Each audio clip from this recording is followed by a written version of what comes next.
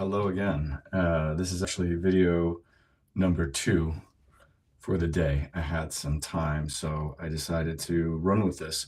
I feel like even though the videos are still like not as focused as I want them to be and not as well structured, they're starting to develop a bit of a through line and a momentum, um, which I'm happy about. So. Um, I'll get better and better at this as I go. And thank you for your interest and for putting up with it. So, again, oh, by the way, my name is Robert, and this is the Seeker's Reset. And I currently, and for at least some time in the future, am broadcasting live from the very room that I grew up in, at the house that my parents still live in, which is where I've crash landed in my Seeker's Reset. And I say it because it's worth mentioning, because because I think a lot of people going through this kind of process will have a moment like this, or may be on the cusp of a moment like this. And I am sharing the truth of my experience with you. I'm just improving the brightness here a bit.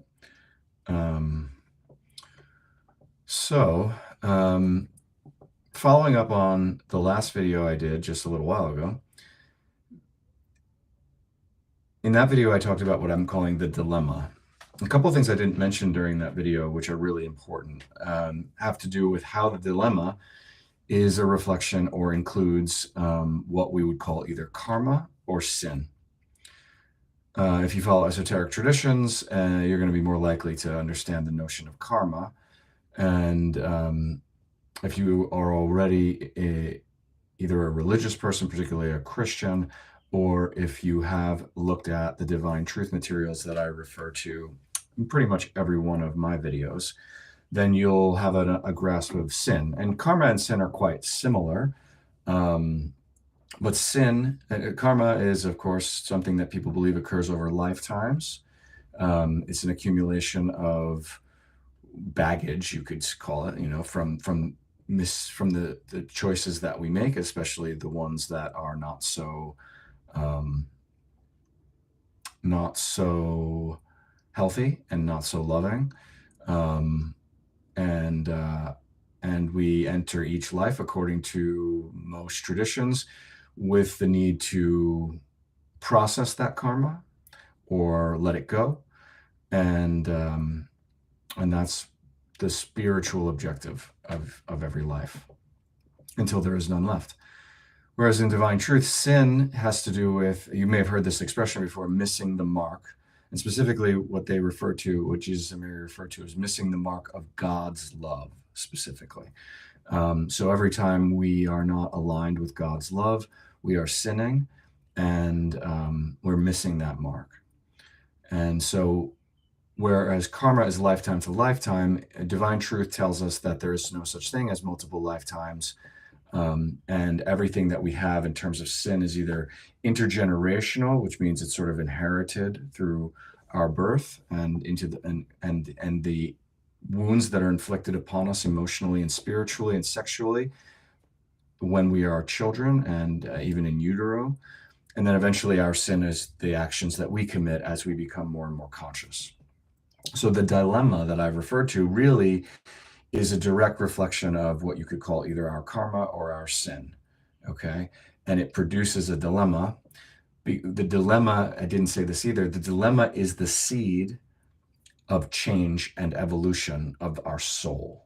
So it's like the ability for our soul to evolve and change is contained within the seeds of our karma, sin, and the dilemmas that we face that force us to basically let go of old patterns, identities, and beliefs and become someone new, but really become who we are meant to be. So it's like becoming new and old at the same time, becoming what we're intended to be. But for almost all of us, it's somebody new. And that's a little bit more to add to what I said about the dilemma. And I'm saying this because it connects with the topic for this, which I've already, I'm keeping you waiting. Awakening versus rebirth versus reset. we've all heard these terms before, and a lot of times they get used somewhat interchangeably. And I'm beginning to notice that there is a significant difference among the three. And the difference has to do with, you could call, levels of consciousness, levels of intention, and levels of will and choice. Okay. And it is in that order: awakening to rebirth to reset. Okay. That's my opinion. An awakening has the least consciousness and the least intention and the least choice behind it. Awakenings will have, every one of these comes out of some desire within us for something different, something truer, something more loving, something more real, something that helps to resolve these dilemmas and let go of the karma and the sin. But an awakening is the least developed of the three. You can have an awakening for many, many different reasons. Many people have awakenings and they don't even know it. So many people will have an awakening and they don't realize. This happened a lot during 2020. So I'm looking forward to when I have the time to go into the meaning of what happened with COVID in 2020. You could apply it to other things too, like 9/11, for instance, and many, many, many others. But COVID in 2020 was pretty unique, and that's why I'm going to talk about it. Plus, it was the most impactful for me in my life. So many people woke up to different things in 2020, but pretty soon thereafter started going back to sleep, you could say. Right? The vast majority of people began to wake up, but they didn't really wake up completely. And also, awakening has degrees. So you can wake up to something. Like, a lot of people wake up to corruption in the world first. Everybody talks about this, and plenty of other places. Wake up to things outside of them first, and then wake up to things within them later. Okay. So a lot of people woke up to things outside of themselves in 2020, but they have not yet awoken to the things inside of them. And awakenings can happen from the use of substances. Many people have awakenings through plant medicines, through different uses of those substances. They can have awakenings because of that. It's much less common to have a rebirth experience as a result of that, and far less common to have a reset experience. Tragedy can bring about awakening, right? Losing everything can bring about awakening.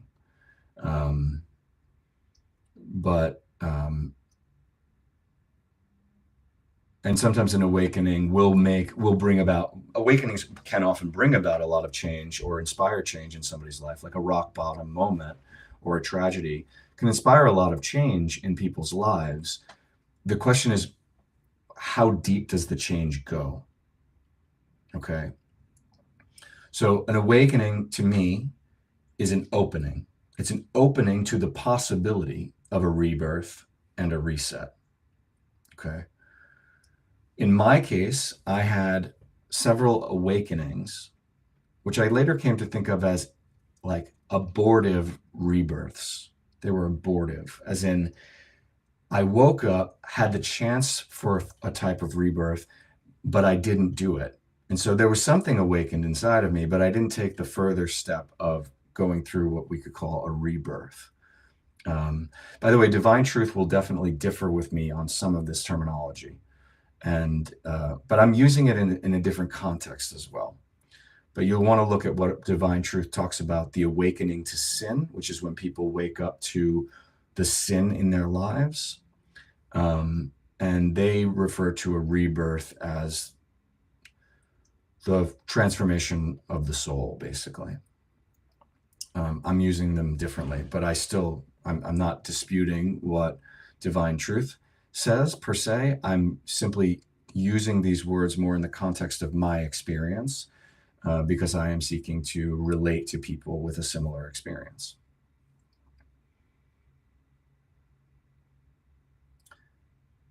So many people have awakenings. I believe awakenings happen every day. I believe awakenings can happen in the smallest of moments. But a rebirth, on the other hand, and I have not yet fully understood the mechanism of this, but a rebirth in my experience, is an actual feeling experience of going back in time to when I was a child and feeling the pains, the wounds, even analogies and versions of the same experiences as I had. I felt in 2019 that I actually started my life over in some sort of quantum, experiential, emotional way. And I began to live experiences that were reflective, almost too specific for words, of experiences that I've had since I was a boy. Not just like when I was a boy, and almost in order chronologically. So like right now I sit in front of you, and if my timeline of my rebirth is correct, I'm actually dealing with like 6 and 7 year old parts of me right now that are the primary matters that I'm resolving inside of me. 6 and 7 years old, even though I'm 42. Now, there are other things in me too from many, many years, memories and traumas and bad decisions.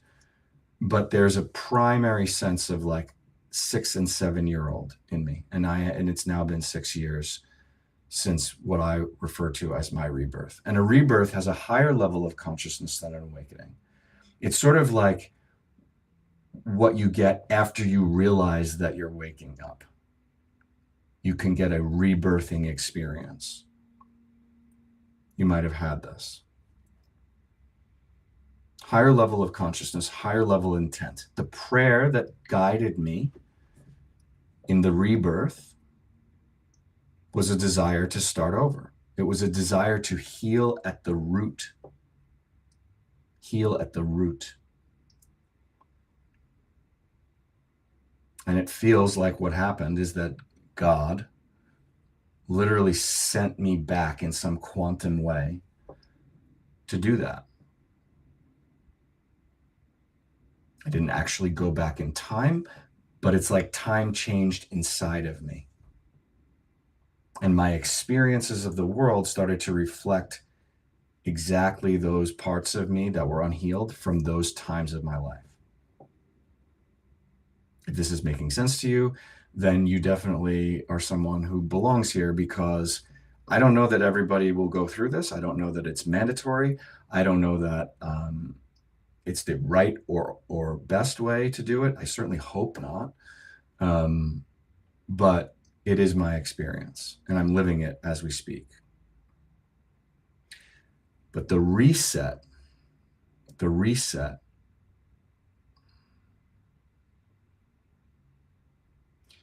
is the most conscious, the most intentional, and the most based in choice and will. The reset is the choice to make the changes necessary for the awakening and the rebirth to produce the real you, the real us, the real me. It's choice. It's so much more choice. It's the choice of actually making things different intentionally. In divine truth, and I have not begun to do this yet, but I believe it is real. Divine truth talks about the movement from thinking, the moving out of the mind and moving into an experience of life through the emotional being. And it talks about clearing out the beliefs that are causing us to sin. These aren't just what we would call limiting beliefs. That is a term that actually it sort of diminishes the meaning of what I'm talking about and what divine truth is talking about. It's not just limiting beliefs. These are beliefs that make us who we are, and we have to learn how to face them, how to feel them, how to see the consequences of them. what they have caused us to do to ourselves, to others, and to the environment. And we have to release them and then learn how to take responsibility for our beliefs. All of our beliefs have consequences. So part of the reset is taking responsibility for our beliefs, taking responsibility for our emotions, taking responsibility for our dilemma, our karma, our sin. The reset is the choice. That's what this channel is really about. It's the moment when you might have had multiple awakenings. You might have even had more than one thing that you would call a rebirth. It'd be hard to do that based on how I'm defining it, but perhaps you have a different experience of it. Either way, I'm telling you that the difference between a rebirth and an awakening and a reset is that the awakening and the rebirth do not necessarily result in fundamental change at the root of our beings, whereas a reset is a choice to push the button and say, I am actually going to participate with my will, my heart, and my soul in the process of change. It is not just an experience that happens to us for the most part. It is an experience that we are fully participating in moment by moment, day by day. And in my case, it's harrowing. I mean, many of the other experiences were harrowing too, don't get me wrong. But it's harrowing because the level of responsibility is just so strong and so real.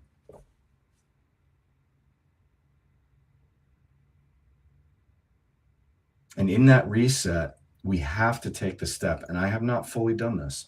We have to take the step of returning to what divine truth would call God reliance. So one of the biggest things that I am struggling with is I'm still not opening myself to being reliant on God above all, or to at least believe in love and truth, the principles of love and truth, as the primary guiding principles in everything that I do. I'm still hung up on issues of survival, issues of vanity, issues of wanting things my way. And that's preventing me from letting go and surrendering into the fullness of a reset in which I could actually participate in a new life with God first, with love and truth first. Yeah, and so you're not going to see a lot of that in a lot of the New Age. Even a lot of the esoteric materials will not emphasize God, love, and truth the way that divine truth does. It's totally different. Divine truth is a heck of a lot simpler, actually, at the end of the day, but also dauntingly hard. And I'm experiencing that firsthand. So in sum, awakenings, rebirths, and resets are not the same. They are different based on the level of consciousness, intention, and choice that goes into each one. With, as far as I'm defining them, awakenings being very, very common overall, and having much more limited impact on one's development and healing. Whereas a rebirth comes from usually after a series of awakenings or some amount of awakening, the consciousness, the intention, and the desire, the will grows to change, and you go through a process of rebirth, which more or less takes you back in time on some sort of quantum level. I can't explain it right now. But within you, you begin to feel the young parts of you, and not just feel them, but in my case, live them out in almost a chronological order that you can associate with the very dates of your early life, dates, experiences, and places, faces of your early life. And then a reset is the choice along that way. You get to a certain point where you experience truth and love and maybe God in a way you never have before, and you start to recognize that you may have been reborn in theory, but now you have to choose differently. And you didn't have much choice to change your life. until a certain age, right? You could only kind of endure it as best you could. And if you've had an experience like mine, you have already gone through or are going through that period of feeling everything that I'm describing, seeing it, sensing it in this multidimensional, like, crucible. But you may or may not have gotten to the point yet where you realize, wow, I have to change this. I have to press this reset button. A lot of things felt like they happened to me, for me, all the time. It's not singular. It's not a reset moment and it's over. It is a reset life until the change is anchored, until the soul is freed, until the heart is opened again, until the chains are let go. And I am not there. The only person I've ever seen who seems like he's there or could be there is Jesus, Alan John Miller, who lives in Australia and preaches or teaches divine truth. And yet I still have not bought into it fully, but I will refer you to him if you want more on this. See the links in the description. I'll put them in there eventually. So I hope that this might have been interesting and enlightening and maybe even very practically helpful in your journey. All of this has to do with, in the end, what it means to become like children, like the Bible says, like Jesus said in the Bible, that we must become like children. Our society has largely interpreted that as becoming immature, like become like children who aren't developed, who don't know right from wrong, who don't even know what the right direction to go in is. We're worshiping children in an immature way, and we're not going through this process of awakening and rebirth and reset to become purified as children and grow into the adults that we're capable of being in God's eyes, as divine truth would say.